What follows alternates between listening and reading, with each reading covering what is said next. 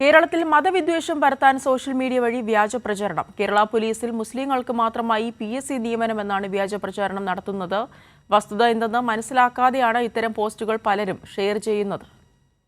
ഇത്തരം പോസ്റ്റുകൾ കാണുമ്പോൾ പലരും തെറ്റിദ്ധരിച്ചു പോകും. കേരളത്തിൽ മതവിദ്വേഷം പരത്താൻ ബോധപൂർവം വ്യാജ പ്രചരണം നടത്തുന്നവരാണ് ഇതിനു പിന്നിൽ പ്രവർത്തിക്കുന്നത്. ഇനി ഈ വ്യാജ പ്രചരണത്തിന് പിന്നിലെ വസ്തുത എന്തെന്ന് നമുക്ക് പരിശോധിക്കാം. ഒരു റാങ്ക് ലിസ്റ്റിൽ നിന്നും ഒഴിവുകളിലേക്ക് നിയമന ശുപാർശ ചെയ്യുന്നതിൻ്റെ ഭാഗമായി റൊട്ടേഷൻ തയ്യാറാക്കുമ്പോൾ ഏതെങ്കിലും സംവരണ വിഭാഗത്തിൽപ്പെട്ട ഉദ്യോഗാർത്ഥികൾ ഇല്ല എങ്കിൽ ആ സംവരണ വിഭാഗത്തിന് മാത്രമായി NCA അതായത് നോ കാൻഡിഡേറ്റ് അവൈലബിൾ എന്ന വിജ്ഞാപനം പ്രസിദ്ധീകരിക്കും.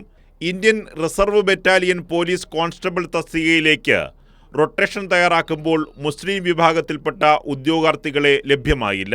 തുടർന്ന് NCA വിജ്ഞാപനം പ്രസിദ്ധീകരിച്ചു.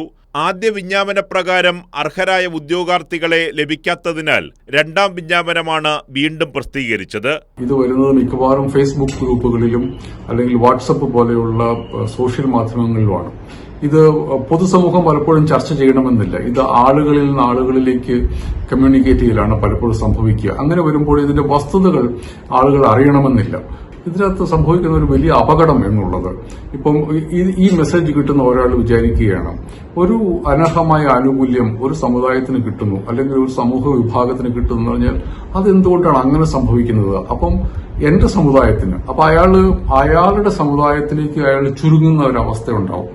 ഏതെങ്കിലും ഒരു വിഭാഗത്തിൽ അനീതിയുണ്ട് എന്ന് കാണിച്ച് അവർ അരക്ഷിതരാണ് എന്ന് കാണിച്ച് അങ്ങനെ സമൂഹത്തിൽ പരസ്പരം അവിശ്വാസം ഉണ്ടാക്കുന്ന വളരെ ഹീനമായിട്ടുള്ള വളരെ അപകടകരമായിട്ടുള്ള ഒരു ക്യാമ്പയിനാണ് ഈ നടന്നുകൊണ്ടിരിക്കുന്നത്.